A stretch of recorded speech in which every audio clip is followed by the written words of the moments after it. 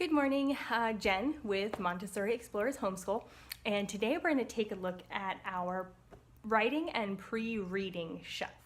So I'm going to flip the camera around so that you can see the shelf, and I'll talk a little bit about the materials that we've chosen, why we've chosen them, and how we set them up.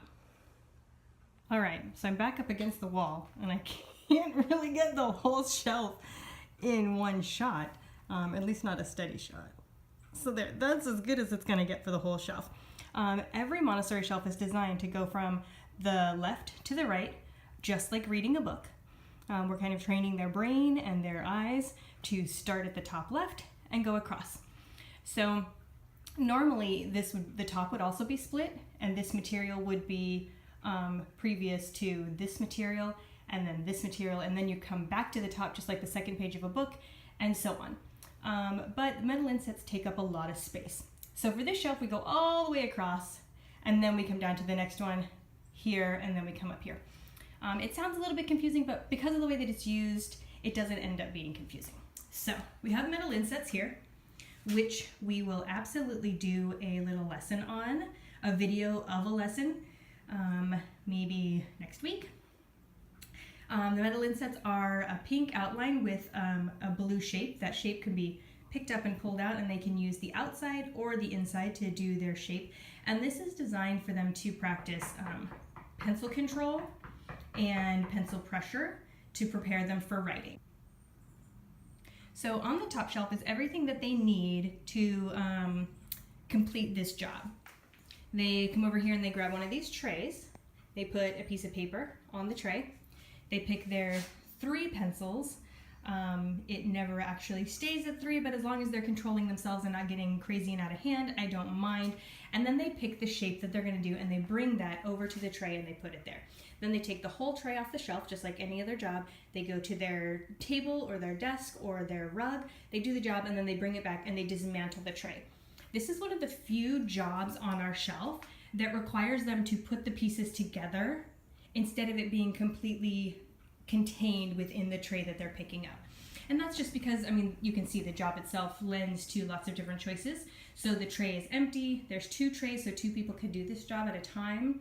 And they have 10 different shapes to choose from, so there's plenty for them to choose. Next is pre-reading.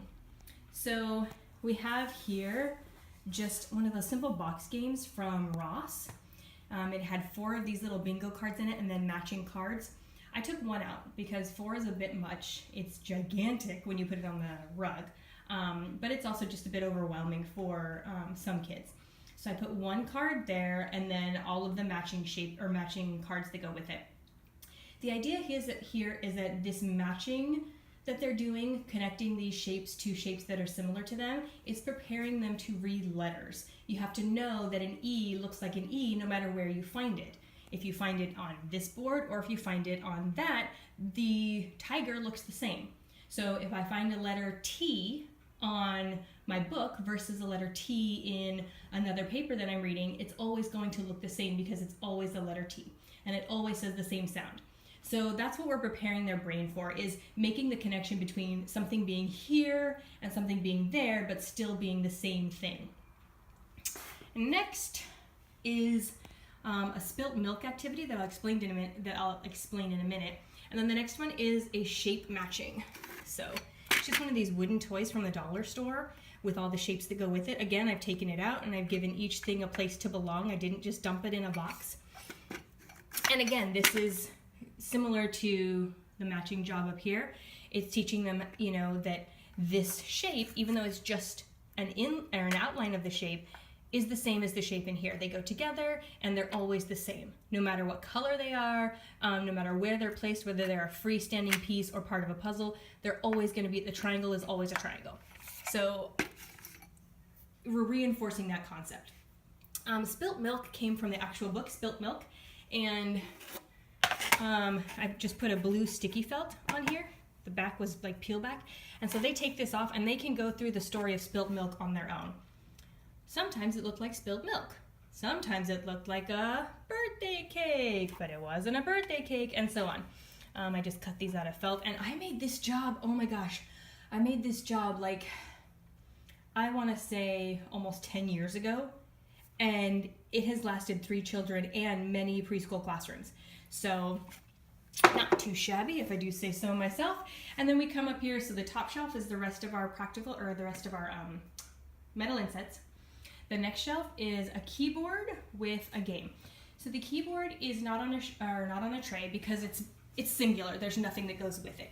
And this right now is just kind of a pretend job. My daughter takes it to her rug and she pretends to type. Eventually, when she's practicing letters and she's recognizing them, it will have strips, like a little booklet of, I don't know, maybe 10 strips of letters, and she'll lay out a strip and she'll type the letters on the strip, and then she'll flip it to the next strip and do it. So this is just preparing her for that job and kind of familiarizing her with the keyboard itself, and then eventually I'll add that extra motor perfection, or that secondary lesson rather. So next is another game that I had because I love moose, but it's just a simple matching game. This card game came with lots of different pictures, and so I took 4 where the moose is not there, and then they have to match the moose is there to the actual picture. It's really simple. There's only 4 pictures and there's only 4 cards, but again, we're matching scenes. This one is a little bit different because it adds the moose, but it helps because it kind of gets them in the mindset of just because something is the same doesn't mean it's exactly the same. Fonts can be very different in reading. The way that a word is presented in context can be very different in reading. So, getting their brain prepared for, yes, this one is a bathroom scene, but then it's a bathroom scene with a moose in the tub. It kind of helps their brain understand that something can be the same, but also be a little bit different. And then the very bottom is just the very beginning of some reading work. And it's not reading at all, it's actually letter matching. So they take out these letters here, and then they sort the objects. This bucket has A, M, and S in it, and they sort all the objects underneath the letter, and then they're color-coded so that when they're done, if all the orange ones are in the pile together, then they've done it right. If there's an orange one amongst the green ones, then they know that they miscategorized something. This shelf bothers me so much, only because these 2 buckets we got, gosh, I want to say for Easter one year. My kids from one of their grandparents, I think. And I can't find the 3rd bucket. I have 3 kids, so there are 3 buckets somewhere, but we can't find the 3rd bucket. So I had to use this bucket, and it annoys me to no end that they're not the same. That's my own ridiculous Montessori teacher OCD coming out. But it, just so you know, it does bother me. And when I find that 3rd bucket, it will replace this one, and then my heart will be so happy. So that is our entire pre-reading and writing shelf for now. Next time, we will come over here and we'll start looking at our actual language materials. But for today, that's that. If you have any questions or comments on these shelves or something else that you'd like to see, please let me know in the comments below. Thanks.